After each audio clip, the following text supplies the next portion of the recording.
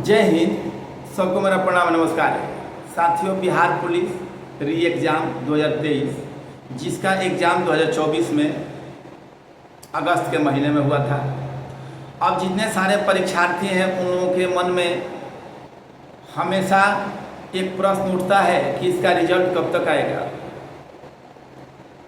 इसका फिजिकल कब होगा, हम अभी दौड़ें या रिजल्ट आने के बाद दौड़ें, हम फिजिकल की तैयारी कब करें।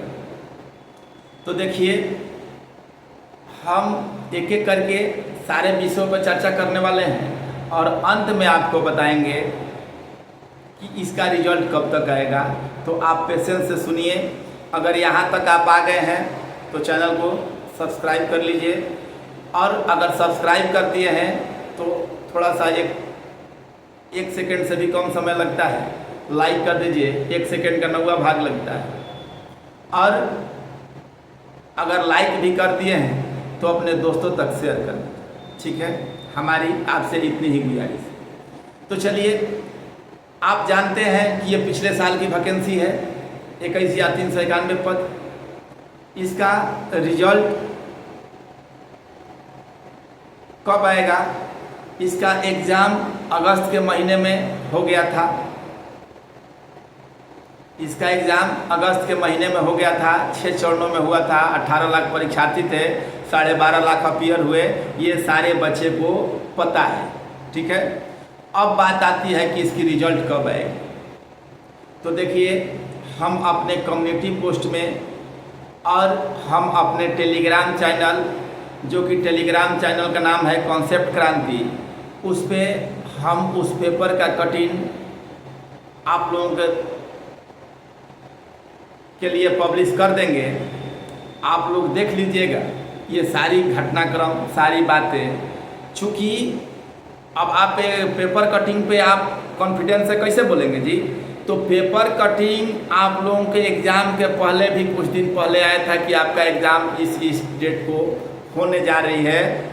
और आप एक बात अच्छे तरीके से नोट कर लीजिए कि चाहे वो बिहार दरोगा का बोर्ड हो या बिहार पुलिस का बोर्ड हो, दोनों का सबसे पहले पेपर में ही कोई बात सामने आती है, उसके बाद ही ऑफिशियल वेबसाइट अपडेट किया जाता है। अगर इस बात से आप सहमत हैं तो एक लाइक आप हमारे लिए तो बनता है, एक शेयर हमारे लिए बनता है।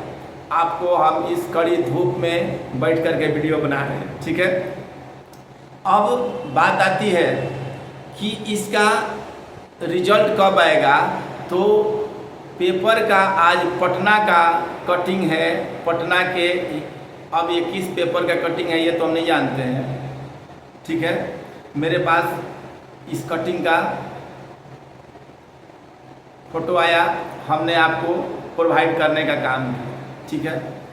अब 21 पेपर का ही हम नहीं जानते हैं, लेकिन हमें लगता है कि हिंदुस्तान ही ऑथेंटिक पेपर और दैनिक जागरण पेपर हम लोगों के यहाँ बिहार में चलता है, ठीक है। तो उसमें साफ साफ लिखा हुआ है, आपको पढ़ के बता देते हैं। आपको कम्युनिटी में भी हम इस पोस्ट को कर देंगे, ठीक है। आपको हम पढ़ के बता देते हैं कि क्या लिखा है इसमें लिखा है, इसी माह आएगा सिपाही बहाली का रिजल्ट। इसी माह आएगा सिपाही बहाली का रिजल्ट। बिहार पुलिस 21,391 की बहाली को लेकर हुई लिखित परीक्षा का परिणाम इस माह के अंत तक आने की उम्मीद है।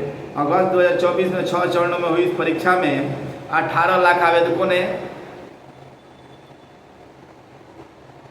आवेदन किया था। उसके मुकाबले 12.5 लाख परीक्षार्थियों ने भाग लिया। केंद्रीय चयन पार्षद कुल पद विज्ञप्ति रिक्तियों के आरक्षण कोटि वार 5 गुना अभ्यर्थियों को सफल घोषित करेगी।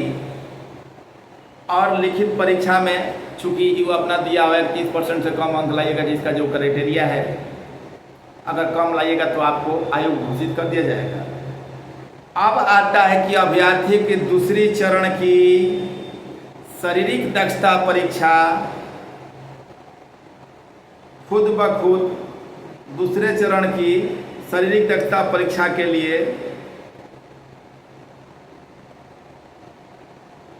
खुद ब खुद मेधा सूची के आधार पे